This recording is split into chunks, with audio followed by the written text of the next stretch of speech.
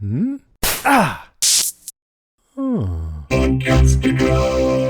Welcome to a Face Project podcast. My name is Natalie Jennings. I'm your host. And we are here bringing you episode number 30 today. That's 30. We're really excited to be this far down the road with all of our storytellers. And if this is your first time tuning in, welcome. Happy to have you here. At A Face Project, we believe in the power of storytelling to change lives. One story can change the course of your day and your life. So thank you to all of our storytellers. Thank you to all of our listeners. And let's get started on episode number 30. Welcome to A Face Project podcast. Face Project podcast.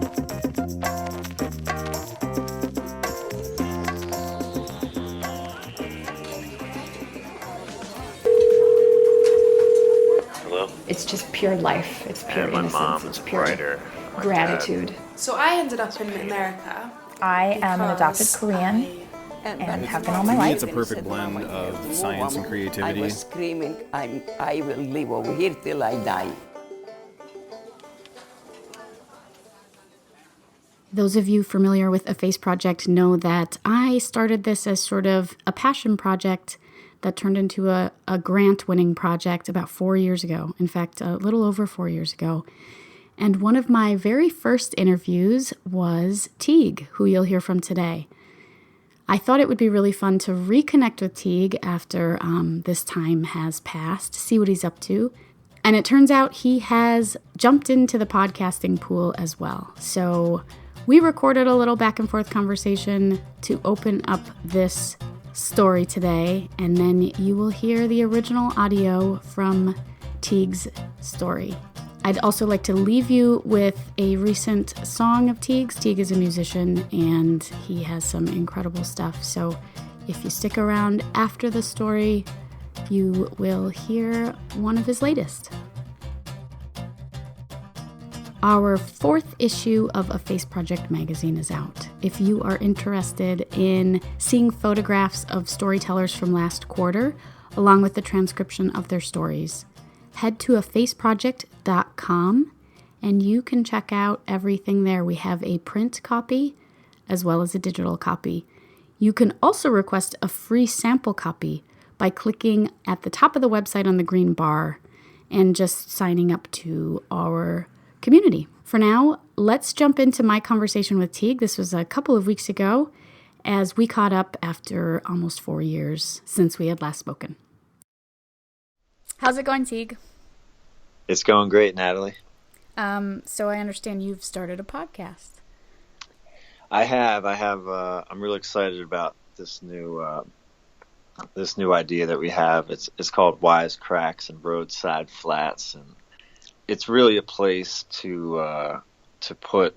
I love storytelling in song, and but not all stories fit into song. So this has been great to kind of stretch out some of these stories, and some of which kind of surround the music that I play, and some maybe helped create the music that I play. But what's great about the podcast is I kind of write everything out like in essay form, and I try and make it work, as a standalone essay. But then when we take it to the podcast, we can add music in the background and kind of do a little bit more dynamic storytelling and such. So yeah, there were a lot of really cool audio layers and stuff when I listened to it. Yeah, and we have a lot more ideas too that we're figuring out how to pull off. So yeah, I'm really hooked into the medium of podcasting. I think it's a really good avenue for storytelling and music and just communicating, and corresponding with one another. Oh, absolutely. Well, which sort of brings us here, because I started doing this a number of years ago, and you were one of the first interviews, I believe, way back then. And as I'm gearing up to republish it, I recall that we talked a great deal about your name. Did you have anything that you wanted to reflect on regarding what you shared for that story and your name to sort of set people up for what they're going to hear? Well, that was a good day. I remember out there, and yeah, I mean, I'm not sure what I can add. We talked about it quite a bit, but your name is it's interesting because most of us grow up with our name and live with our name and then die with our name. But in the show business world, that's not necessarily the case. You can create your own image and your own brand and everything, but it's not the same. That's like a business thing, and having your own name is more of like that's part of your spirit and your soul and your existence and who you are. It all is a part of that. It becomes sort of a part of the way you think of yourself and how others think of you if you have the sort of name that people can't pronounce, for example. Right. You sort of carry that around with you throughout life. And sometimes it's a positive when people change their names. Like there's been people in my family that changed their names and they had very good and strong reasons to do it, and it seems to be a positive effect on their lives, but that's not, none of those were show business things, they were just, kind of, like you said, you're figuring out who you are, and then, you feel strongly enough that you're not, you weren't given the right name, you change it, but right. It's interesting. Yeah. Especially a name that is an oddball name, like some of us have, you kind of struggle through it. And now I'm starting, it's funny because I've met a handful of little Teagues, over the course of like the last so many years, but they've all been little kids, are the only people named Teague I've ever met face to face. And kind of knowing, like I'll be curious to run into them, every 5 or 10 years or whatever, and see how they're doing with the name and how how I'd be curious to know what the name Teague, what kind of response that generates on the playgrounds of today. Yeah, absolutely. Play Jersey, when I was growing up, not the easiest name to have, but I understand why I have it, and I love the name as, part of who I am now, but wasn't always like that. I didn't always feel that way about it.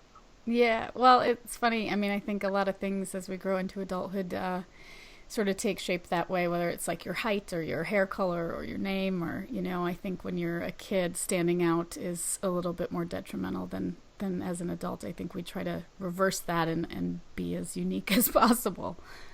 Right. But I'm grateful that you took the time to share your story. And again, it's the same edit from back in the day that I'll play here in a little bit. But I just want to have you mention one more time your current podcast and where people can find you. And you're a musician, so where can they find your music? Yeah, well, the podcast is called Wisecracks and Roadside Flats, and it's available on Stitcher and iTunes and Google Play and most places where you find podcasts. You can also check out my website at teaguealexi.com or hobonephews.com. And my new album called Circuit Sessions is streaming on there.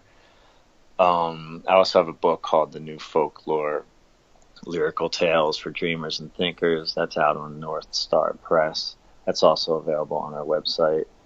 You're doing like all kinds of amazing things. Oh, sorry. Did I cut you off there? Yeah. Do I have more? No, that's the main, stuff I've going on right now. And I'm a face project. I really appreciate what you do and love collaborating with you, Natalie. So keep up the good work. Thank you very much. And I will post links to all of the things that you just mentioned on your story page. So if you're listening to this right now, head over to afaceproject.com and you can find links to all of Teague's music, his book, and of course his podcast.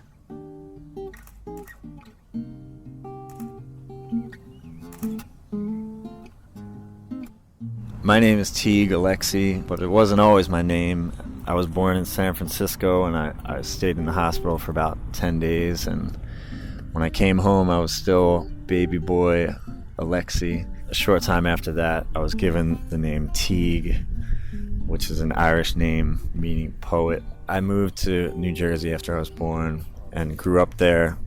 My dad found the name Teague in a name book, and my mom is 100% Irish. Both of her parents were born in Ireland, so they decided on the name Teague. And my mom is a writer, and my dad is a painter. They like the idea of putting me on the path to be a poet.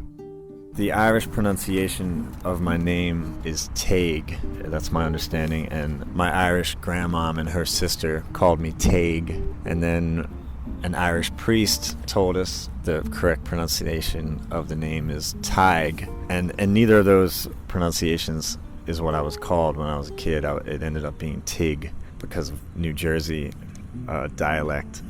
When I was going to school, the first day of class would always start out with my last name being Alexi with an A. I was always the first kid called upon, and the teacher would always botch my name. It always felt to me like it was the way that the teacher would bond with the class and the way that the class would bond with each other. It's like having a collective laugh over the butchering of my name. So my name was problematic as a kid, and I didn't like my name. I didn't understand it, and I wish it was Tom Alexander instead of Teague Alexi. It just would have been a little easier. When I was 10 or 12, somewhere in there, I played this big basketball game, big county basketball tournament. It was a big deal to me at the time, and it was the first time that I was ever going to have my name announced on the loud PA.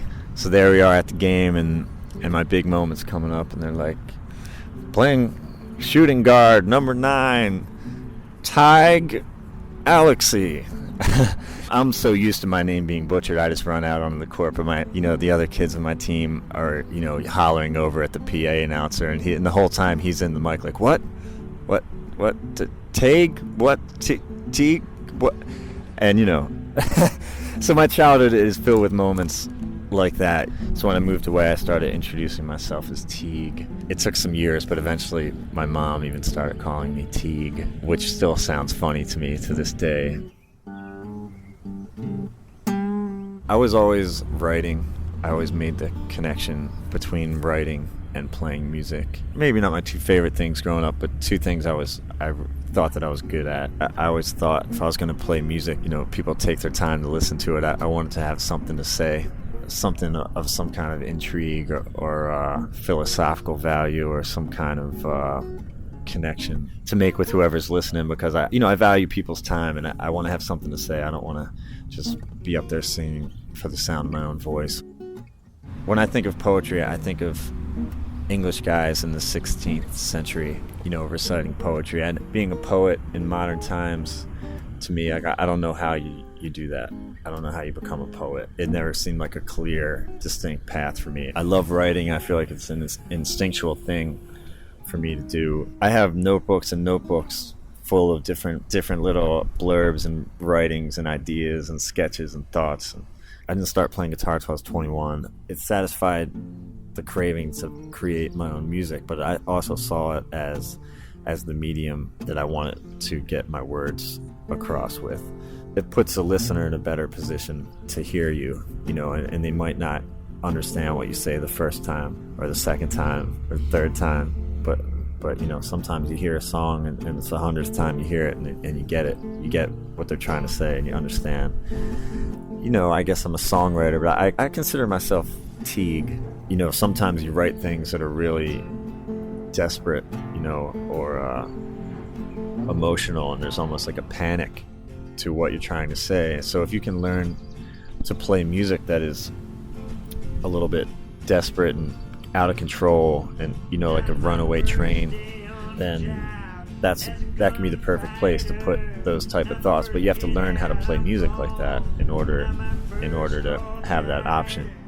In 2005, my brother Ian and I started a band called Hobo, Nephews of Uncle Frank. We wanted to start a band that was focused on playing roots music, just a combination of all the different music styles from this country that that people have been listening to since before we were born. We started playing roots music the best we could, and we traveled around and traveled to the South and really tried to prove ourselves in the heartland of the blues. And to me, that was the only way to do it. You can sit on YouTube and learn blues licks till your fingers fall off, but for me, I really wanted to travel around and really embed it in myself, and that really brought everything, I don't want to say full circle because the circle is not complete, but it grounded everything I was doing on guitar and gave me a base to always go back to. It'd be nice if I could figure out how to make enough different kinds of music to cover all the different types of things I'm talking about. If you're playing guitar in a living room environment or something, you can really get across things that are very intimate or personal. It works really well like that, but it might not work, singing over a big band or a big production, that you lose some of that intimacy of the words. What I really like about playing guitar is you can walk into a room and really create, the atmosphere, the vibe that you want to create. If I'm having an emotional day or a troubled day or I'm pissed off about something in the world, I try and include that a little bit sometimes, and then other times maybe the room or just people need a certain thing, and I'll try and provide that. Sometimes, bad things happen in the world. What if you're playing music on September 11th, 2001, you have a gig that night. That's the kind of thing you want to be able to change, what you do to fit the atmosphere a little bit. And that's what I like about playing guitar. The more you master the instrument, it gives you a wide range of places you can go just in a atmospheric sense. I don't really have a certain way to write as far as music first or words first. I try and be open-minded enough where it can work either way. Sometimes I'll write the words all at once, with the guitar in my hand. Sometimes my song will be composed of stuff that's pulled out of my notebooks from 3 years of notebooks that have been in my pocket with various little ideas, and then you go back through them and you find some kind of common thread. Now I'm absolutely comfortable with my name, and I understand that I wasn't supposed to be Tom Alexander. I was born Teague Alexi, an original name, an original idea, an original life. I'm an observer and a writer and a friend to all. All the struggles I went through as a kid with my name were part of developing who I am. I'm supposed to go around and sing to poor people on street corners and to rich people in mansions on some days, and deal with all different kinds of people, and it all is this constant replenishing of material for me, and I gain more wisdom as a writer through all my experiences of traveling and playing music. When you play music, music tends to find you as much as you find music, or the same with anything you pursue. You pursue it, and if it pursues you in return, you're doing the right thing.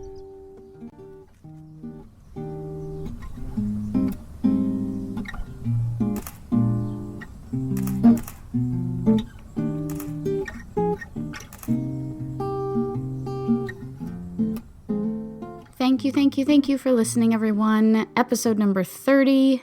Can't believe it. Couldn't do this without your support. So thank you to all of our listeners and all of our storytellers over the past few years. We hope you enjoyed Teague's story. If you are a regular listener and you would like to support us so we can continue this good work, head to afaceproject.com. We have a contribute link. It works a lot like NPR. If you are able to give a one-time or a monthly donation, we would greatly appreciate it. The fund goes to pay for everything from photography to production to staff and services, layout design, and on and on and on. So if you would like to support us, head to afaceproject.com, click on that contribute link, and the rest is there for you. This episode was recorded and produced by me. Photography by Natalie Jennings, layout and design by Aaron Woods. Music today by Teague Alexi, and the song that I am going to leave you with is called Don't Go. If you are interested in more of Teague's music, his podcast, and his new folklore book, head on over to afaceproject.com, look under the podcast menu, and look for episode 3030, Teague, and there you'll find links to all of his amazing stuff that he's doing, and we hope that you enjoy it. We will be back in a couple of weeks. Here's Teague.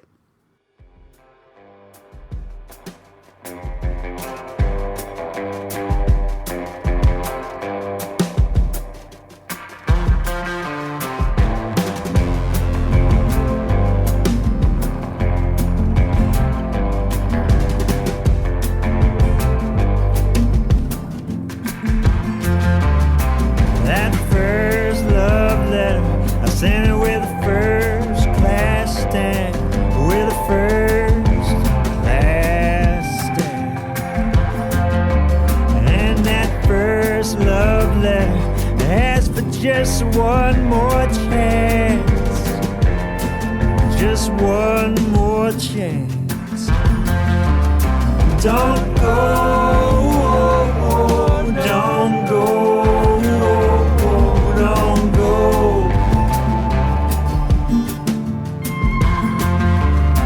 Don't go, don't go, don't go.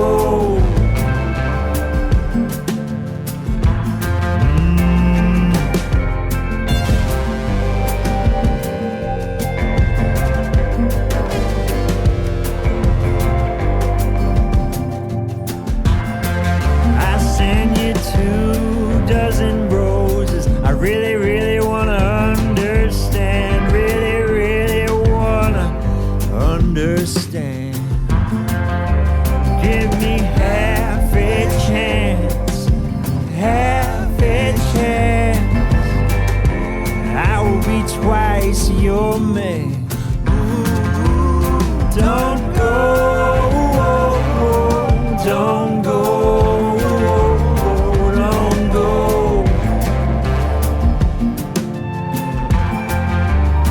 Don't go, don't go,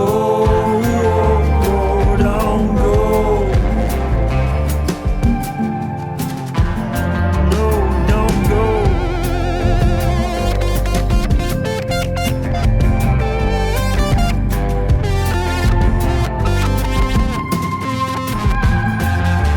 Send you 2 dozen roses. I really, really wanna understand, really, really wanna understand.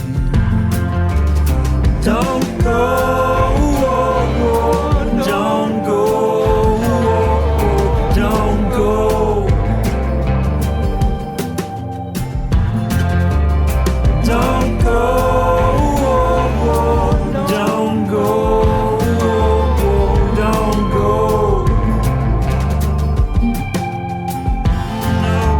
don't go.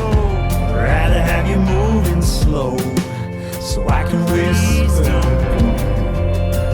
Wanna know you know it. Hard times wanna be there with you. Nothing like a roaring flame burning in the pouring rain. Something about the rolling thunder. Feel myself falling.